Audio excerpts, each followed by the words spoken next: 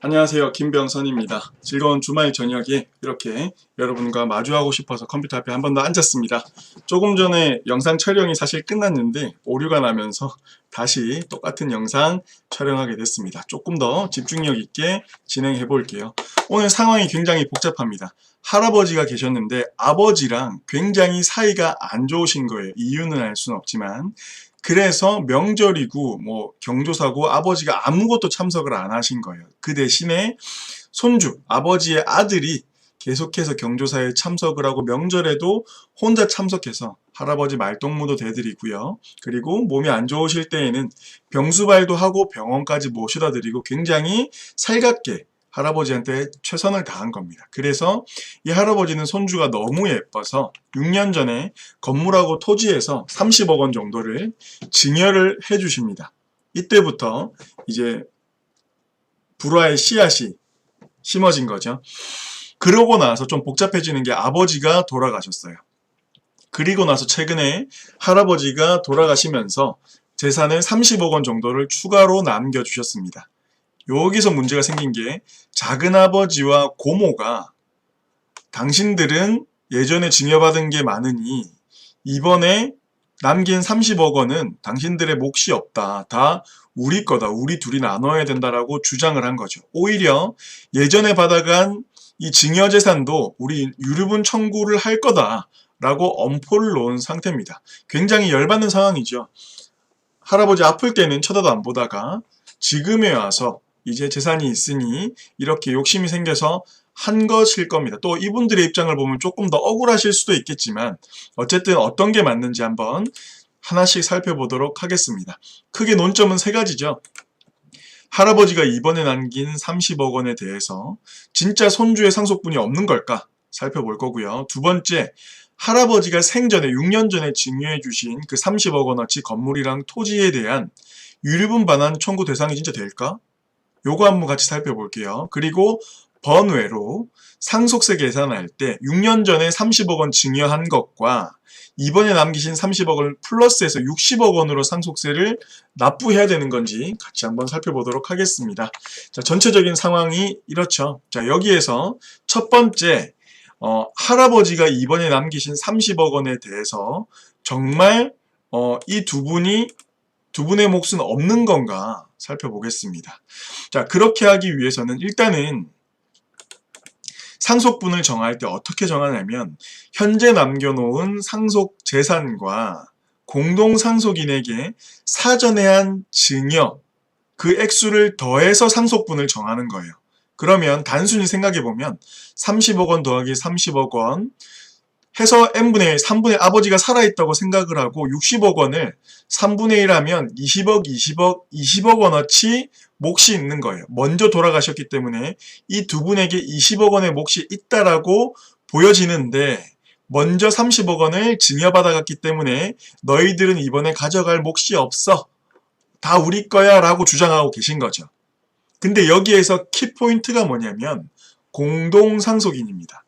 공동상속인에게 사전에 한 증여재산은 재산분할할 때 합산해서 계산한다라고 했는데 사건이 일어났을 때 지위를 한번 볼게요. 이 첫 번째 사건이 일어났을 때 증여라는 사건이 일어났을 때 이 아이의 지위는 공동상속인이었나요? 아니죠. 그때는 아버지가 살아 계셨잖아요. 공동상속인이 이렇게 3명입니다. 이 아이는 공동상속인이 아닌 거죠. 그렇죠. 그러면 제외됩니다. 요거는 제외되는 거예요. 그래서 요것만으로 재산을 나눠야 돼요. 아버지가 있다고 생각하고 10억, 10억, 10억씩 되는 거죠. 근데 아버지가 먼저 돌아가셨으니까 요렇게 공동상속인이 돼서 대습상속을 10억 원어치 받는 거예요. 그래서 이분들한테는 안 됐지만 첫 번째 논점이었죠. 할아버지 이번에 30억 원에서 이 두 분의 몫은 10억 원어치 있는 겁니다. 자, 두 번째 논점 다시 살펴볼게요. 할아버지가 생전 증여해 주신 그 30억 원에 대해서 유류분 반환 청구 대상이 될까? 민법에 보면 공동상속인에게 상속 개시 1년 이내에 한 증여재산도 유류분 반환 청구 대상이 된다고 되어 있어요. 자, 여기서 키포인트 또 있죠? 공동상속인입니다. 또다시. 공동상속인이 아닌 자에게 한 거면 공동상속인에게 했더라도 상속개시 1년 이내만 봐요. 근데 이게 대법원 판례에서는 어떻게 나왔냐면, 공동상속인이라면, 그러니까 만약에 이분이 살아계셨는데 이분에게 30억 원을 준다면 5년이든 10년이든 30년이든 유류분 청구는 따라갑니다. 민법 1115조에는 1년이라고 나와 있지만 우리나라는 판례가 우선이기 때문에. 그쵸? 근데 심지어 이 아이는 공동상속인이 아니었죠. 그래서 1년만 보는 겁니다. 근데 6년 전에 증여한 거죠. 그래서 유류분 반환 청구 대상도 안 됩니다. 이 고모랑 작은아버지는 굉장히 배가 아플 것 같아요. 그쵸? 그래서 지금 상황에서는 요거는 그대로 유지할 수가 있는 거고요. 이 30억 원에 대해서도 10억, 10억, 요 두 분이 10억, 요렇게 상속분이 있는 겁니다. 그리고 마지막 논점 한번 볼까요? 상속세 계산할 때 10년 이내 증여 30억 원도 포함되나? 요것도 똑같아요. 공동상속인이 키워드입니다. 공동상속인에게 생전에 증여한 거는 사망하기 10년 이내 거는 합산해버려요. 상속세 계산할 때.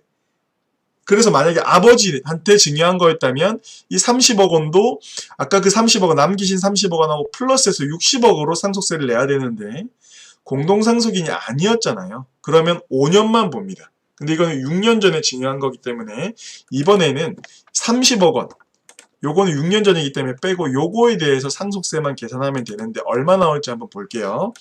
과세가액을 단순히 30억 원으로 계산을 하고요. 합산대산 증여재산이 없는 거죠. 그러니까 5년이 넘었으니까.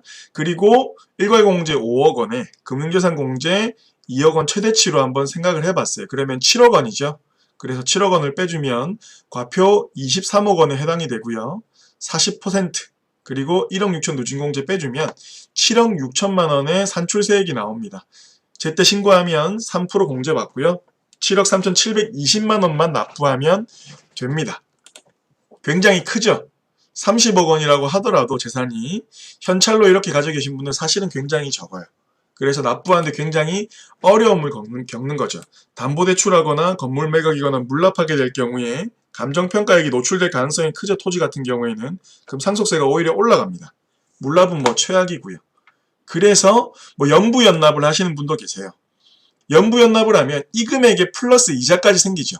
김병선이었습니다. 감사합니다.